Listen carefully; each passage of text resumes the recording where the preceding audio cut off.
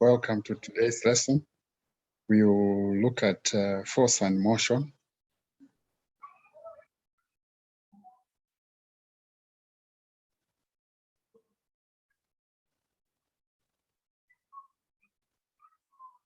We will solve a question on the force and motion.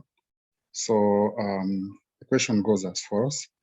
The figure below shows the horizontal forces acting on the car. And so here we note that there is a force for this car which is in motion, which is actually 80 newtons to the right and 80 newtons to the left, which is horizontal. So we are asked actually to describe the motion of the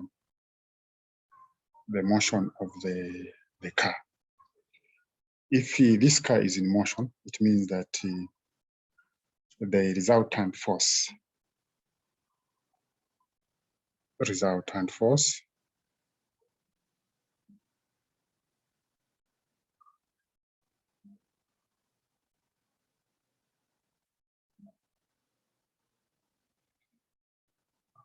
will be equal to resultant force is equal to force 1 minus force 2. If we call this one as force 1 and this one as force 2. So you note that here actually it will be 800 newtons minus 800 newtons, which gives the resultant force to be actually 0. So we note that the resultant force for this car which is in motion would be actually 0, and meaning that the acceleration, if the resultant force, which is equal to mass multiplied by acceleration.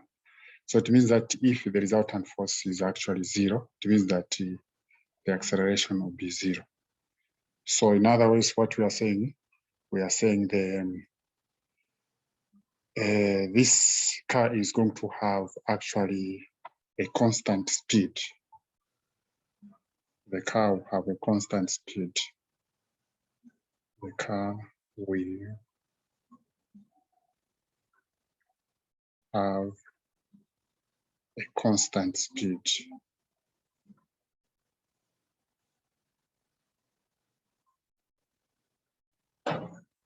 Meaning that the final velocity and the initial velocity will be the same. So acceleration will be equal to final velocity minus initial velocity over time.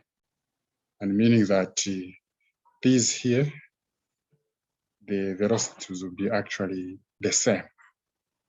And therefore, acceleration is going to be 0 as we indicated, because the speed is constant. Second part of the question, during part of the journey, the car is driven at constant speed for 5 minutes. Write the equation that links the distance traveled and the speed and time. So we are aware that the speed is equal to distance over time. Therefore, our distance, which will be covered, we can make the distance the subject of the formula. So the distance will be equal to speed multiplied by the time.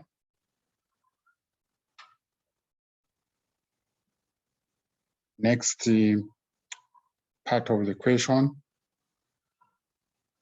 during the different part of the journey, the car accelerates from 9 meters per second to 18 meters per second in 6 seconds. Calculate the acceleration of the car. Acceleration is equal to final velocity minus initial velocity over time. Our initial velocity is equal to 9 meters per second our final velocity is equal to 18 meters per second, and our time is 6 seconds. And therefore, you may now substitute here 18 meters per second minus 9 meters per second over 6 seconds. And this gives us actually 9 meters per second over 6 seconds. And so this will give us actually 1.5 meters per square seconds. So this is our acceleration. The other part of the equation, we need now to write the equation that links acceleration, mass, and resultant force. We are aware that force is equal to mass times acceleration. And therefore, our resultant force will be equal to mass times acceleration. So M is mass in kilograms, and A is actually acceleration.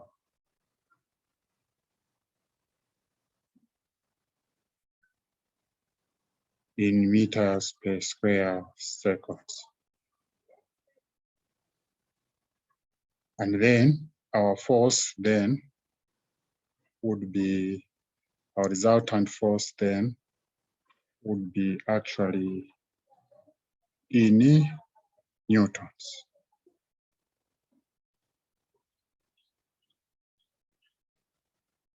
Which is capital N. The other part of the equation, the mass of the car is 1,120 kg. The mass of the driver is 20 kilograms. Calculate the resultant force acting on the car while the car and the driver were accelerating.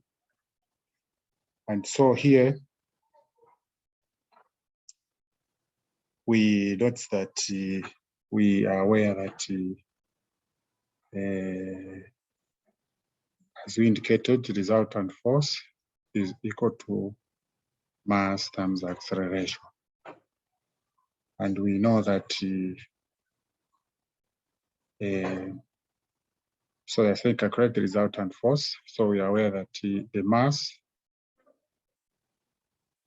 would be actually 1,120 plus, because they have said for both, plus 80 kgs, which gives us actually 1,200 kilograms. That's the total mass for the driver as well as the car. And then the acceleration, we got it was 1.5 meters per square seconds. And therefore, we merely substitute. Our mass is 1,200 kilograms multiplied by 1.5 meters per square seconds. This gives us actually 1,800. It gives us 1,800 newtons. So this is our resultant force.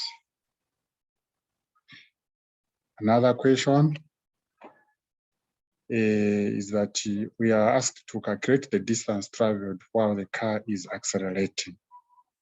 Calculate the distance. We are aware that the equation, final velocity is equal to initial velocity squared.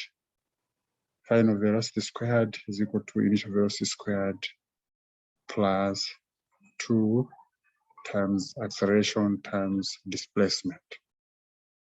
And here we are aware that the final velocity, we said, is 18 meters per second. Initial velocity, we were told 9 meters per second. And then acceleration is equal to 1.5 meters per second, per square seconds. And then our displacement, which is actually the distance, we don't know. It's the one we're supposed to calculate. So we merely substitute here. 18 squared is equal to 9 squared plus 2 times 1.5 times the displacement.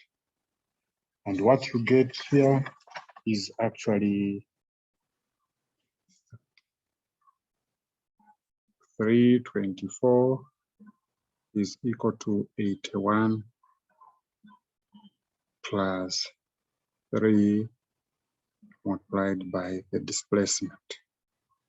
And so when you substitute and subtract what you are going to get, you are going to have 224 minus 81 is equal to 3 multiplied by the displacement.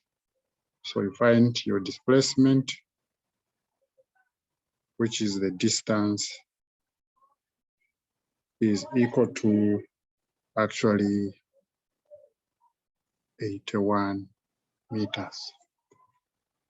So this lesson we've done is actually a solved question from GCSE. So if those of you who would want to have more questions solved for them, you can contact me on this number, +260 977 419949 on WhatsApp.